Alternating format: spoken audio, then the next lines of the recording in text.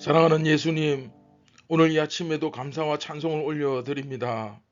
지난 밤에도 저희들을 지켜주시고 또한 우리가 악한 길을 걷거나 또 다른 마음을 품으며 세상에 썩어질 것에 우리의 마음과 정신을 빼앗기지 아니하고 이렇게 늘 말씀에 집중하며 예수님과 동행하며 또 갈급한 심령으로 그 주님을 찾는 이 까닭은 모든 것이 다 하나님의 은혜임을 고백드립니다. 사랑하는 예수님, 오늘도 저희에게 생명의 빵을 먹여 주시옵소서, 생명의 물을 마시게 하여 주시옵소서. 그래서 우리 배에서 생수의 강이 흘러넘치게 하여 주시고 누군가에게는 꼭 필요한 이 복음이 전해질 수 있도록 우리의 삶을 통하여 영광받아 주시옵소서. 성령님께서 이 진리의 말씀, 이 말씀의 의미를 더 잘 깨달아 알 수 있도록 지혜를 주시고 우리의 어두운 이 눈을, 맹인과 같은 눈을 오늘도 뜨게 하여 주시옵소서. 모든 영광을 예수님께 올려드립니다. 우리를 구원하신 예수님의 이름으로 기도드립니다. 아멘. 안녕하십니까, 선한제자교회 성도 여러분. 3월 7일 화요일 아침이 밝아오고 있습니다. 62번째 이야기, 사랑하라 한 번 더 상처받지 않은 것처럼 이라는 제목으로 오늘 두 번째 시간이죠. 예수님의 마지막 호의, 예수님의 마지막 호의라는 제목으로 요한복음 13장 23절부터 26절까지의 말씀을 우리 함께 보도록 하겠습니다. 예수의 제자 중 하나, 곧 그가 사랑하시는 자가 예수의 품에 의지하여 누웠는지라. 시몬 베드로가 머리짓을 하여 말하되 말씀하신 자가 누구인지 말하라 하니 그가 예수의 가슴에 그대로 의지하여 말하되 주여 누구니까? 예수께서 대답하시되 내가 떡 한 조각을 적셔다 주는 자가 그니라 하시고 곧 한 조각을 적셔서 가룟 시몬의 아들 유다에게 주시니. 아멘. 우리 지난 시간에 그 끝까지 사랑하시는 예수님의 모습과 의심하는 제자들의 모습이 나타났죠. 예수님은 십자가의 죽음과 고통 때문이 아니라 그 사랑하는 제자 가룟 유다의 배신 때문에 굉장히 마음이 괴로우셨습니다. 그럼에도 불구하고 제자들은 예수님처럼, 예수님만큼 서로를 그렇게 사랑하지는 않았습니다. 나는 아니지요. 예수님, 나는 아니지요. 그게 그 당시 제자들의 상태였습니다. 제자들의 영적 수준이었죠. 그런데 이런 배신자들, 이런 배교하는 자들이 초대교회 당시에 1세기 교회에 있었다는 것입니다. 그 현실을 보여주는 거죠. 그래서 이런 배신자, 특히 지도자 가운데 그런 배신자가 나타나게 되면 더 충격이 크겠죠. 그렇죠. 그러나 그런 핍박과 고통 가운데서 배신자가 나타나고 또 서로를 믿을 수 없는 그런 상황이 벌어지지만, 그렇죠, 우리는 끝까지 사랑하고 우리의 할 일을 하는 것, 그렇죠, 그런 메시지가 지난 시간에 나타났습니다. 그래서 결국에는 그렇게 우리가 서로 사랑하지 못하고 서로 섬기지 못하면 결국은 뿔뿔이 다 흩어질 수밖에 없는. 자, 그런데 오늘 본문 보시면, 자, 예수님의 제자 중 하나, 곧 그가 사랑하시는 자 누굽니까? 요한이죠. 요한이 베드로가 머리짓을 하니까, 그러니까 고개를 이제 이렇게 하는 거죠. 요한아, 한번 물어봐. 이렇게 그 고갯짓으로 사인을 보내는 거죠. 그러니까 요한이 그 사인을 보고 예수님께 물어봅니다. 누굽니까? 이렇게 물어보니까 예수님께서 내가 떡 한 조각 적셔다 주는 자가 바로 그니라 하고 그 한 조각 적셔서 가룟 시몬의 아들 유다에게 이렇게 주셨다라고 기록이 되어 있습니다. 그렇죠?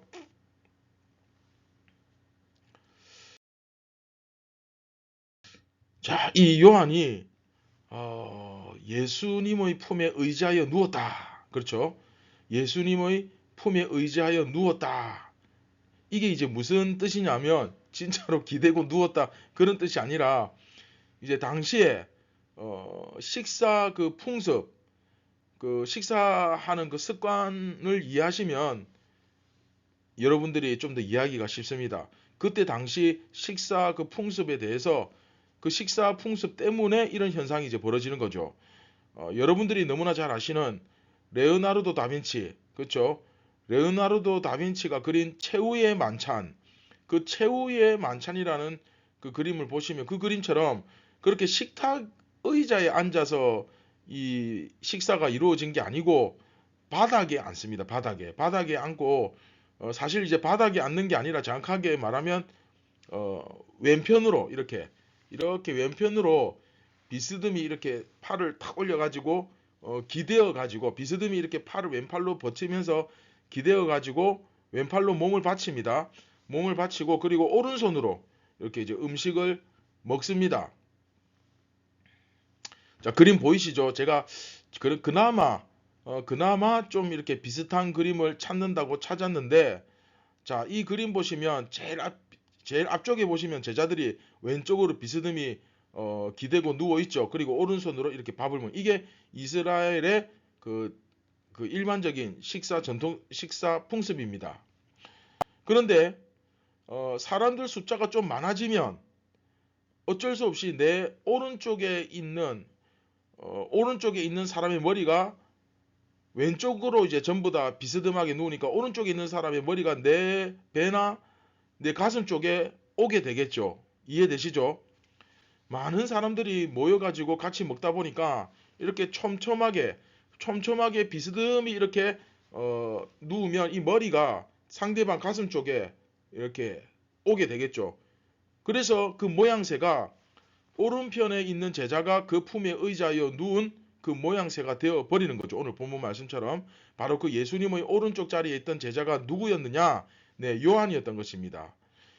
그래서 베드로는 요한에게 머리짓을 해가지고 예수께서 누가 배신자인지 물어보라 이렇게 신용을 하죠. 이렇게 신호를 보낸 겁니다. 그러니까 요한은 가까운 데 있으니까 바로 예수님 그 옆에 있으니까 오른편에 있으니까 예수님 누군데요?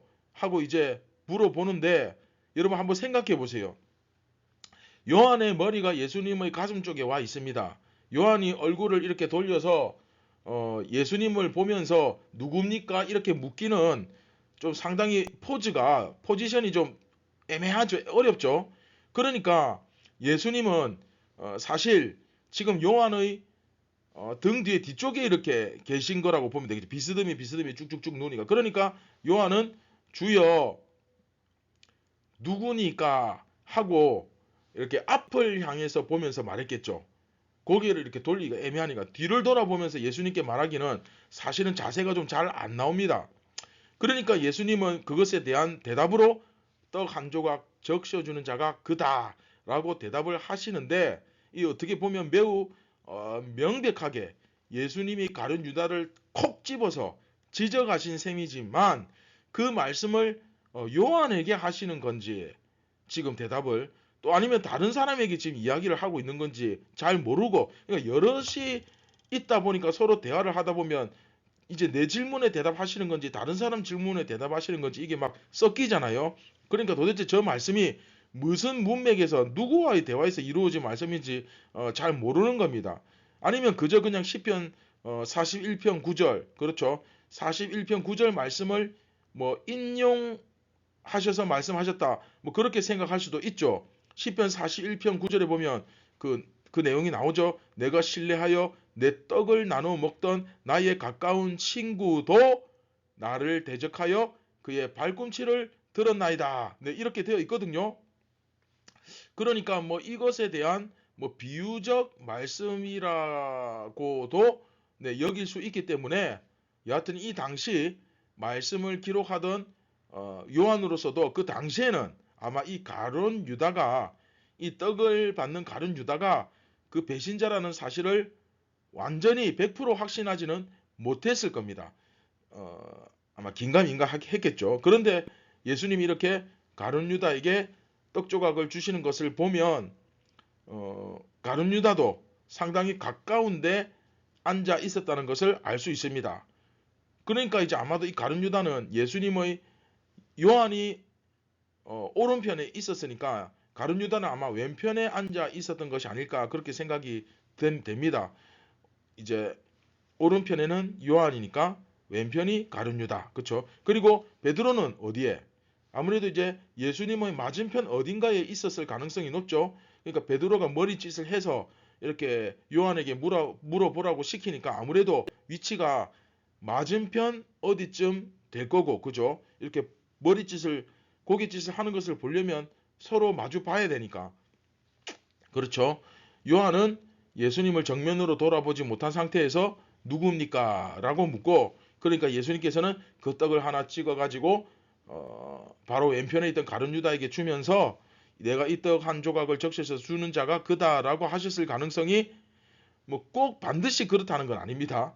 그렇다는 건 아니고 그랬을 가능성이 정황상 매우 높다라는 것입니다. 여하튼 이것은 가룟 유다를 예수님께서 얼마나 사랑하셨던가. 비록 배신할 제자였지만 그 가룟 유다를 얼마나 사랑하셨던가를 보여주는 하나의 그림이죠. 네, 참 사랑하지만 참 어렵습니다. 그렇죠? 자, 한번 생각해 보세요. 굉장히 가까운 자리에 있었어요. 그러니까 떡 한 조각 찍어주는 것이 자연스럽게 가능한 거 아니겠습니까? 만일에 제가 아까 말씀드린 대로 왼쪽으로 비스듬히 누워서 왼팔로 버티고 오른팔로 먹는 이 자세를 취하고 있는데 한 칸만 건너뛰어도 이게 얼마나 불편합니까? 그렇죠? 여하튼 중요한 것은 이것 또한 이게 예수님의 이건 역시도 마지막 호의였다는 것입니다. 예수님의 마지막 사랑이었죠. 그렇죠? 끝사랑.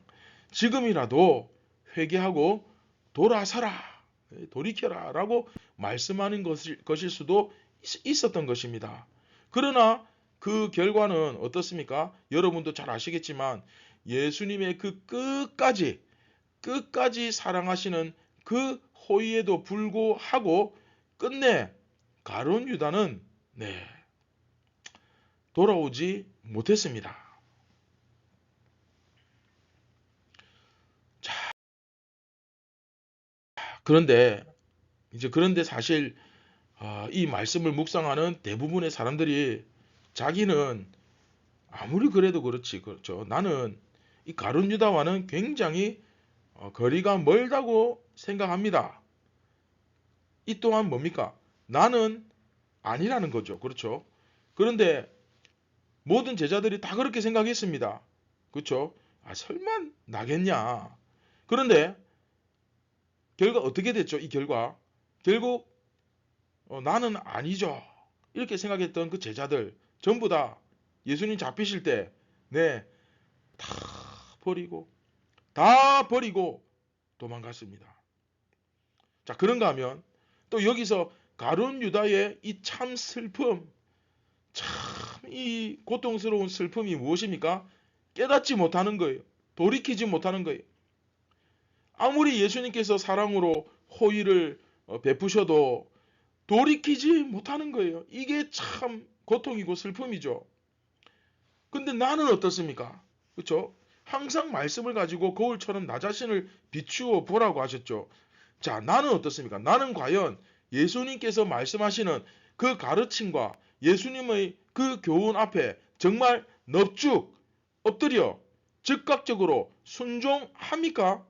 늘 정말 진심으로 돌이키기를 결단하고 예수님께서 먹여주시는 그 생명의 빵을 먹고 내 눈이 열려서 다른 사람을 보고 지적하는 것이 아니라 내 속에 있는 이 시커먼 죄악과 악한 본성 이런 것들을 들여다보면서 진심으로 그것을 돌이키기를 결단하고 그 말씀을 깨닫고 정말로 내가 순종하고 그렇게 살기를 결단하며, 그렇죠? 그렇게 살고 있는가?